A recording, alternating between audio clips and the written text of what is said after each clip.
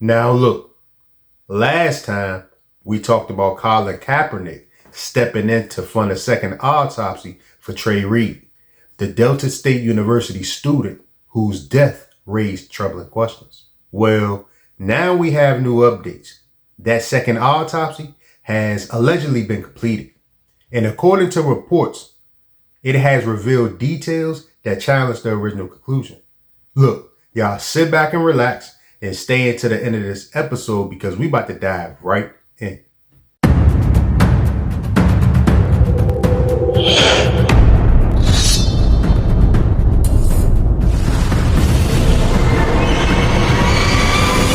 Welcome back to another episode of Eyes Low, Belly Full.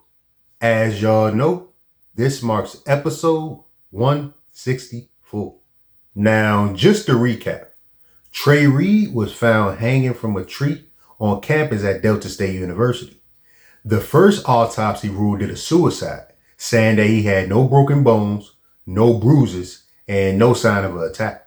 And that conclusion left the Reed's family heartbroken, but also suspicious.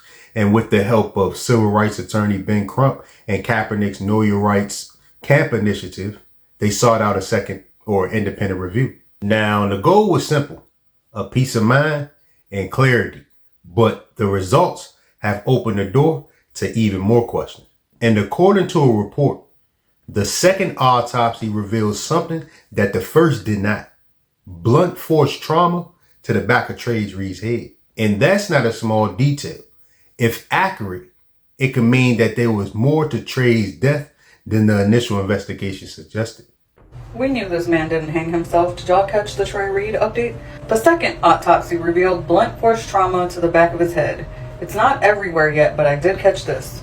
Since it's not all over the news, sites yet, I saw someone ask, where's the news link to support this? Marco Burgess said, I received this information directly from the family. They had a meeting last night with Attorney Crump's team and the Colin Kaepernick Foundation to discuss the findings of the second autopsy. What I'm sharing is information the news doesn't even have yet. Now here are some details. Trey came to the defense of a young sister who was being attacked for comments she made about Charlie Kirk.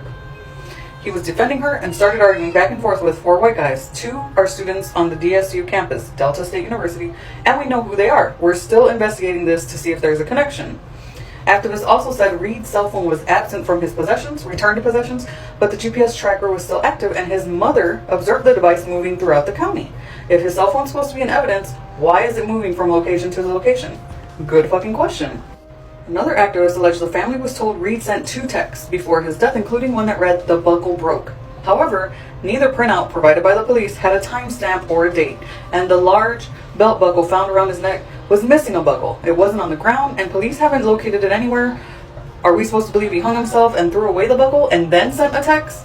We know from history that lynch mobs love to keep souvenirs for their crimes.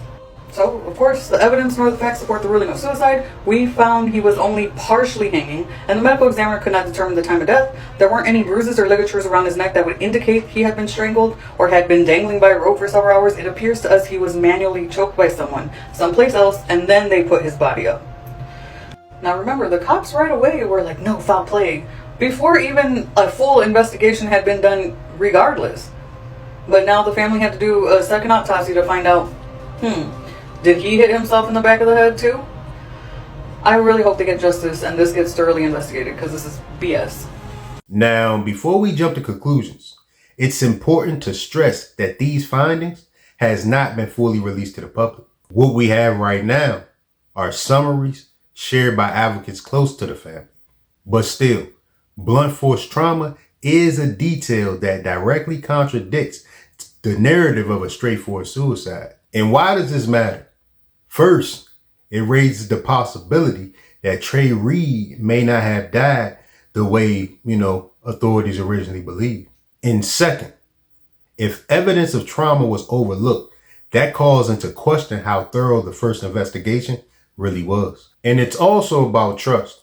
Families often feel ignored or dismissed when it comes to official investigations, especially in cases involving young black men. So an independent autopsy doesn't just provide new data. It provides reassurance that every possibility is being examined. Now, this development also highlights while public figures like Colin Kaepernick step in.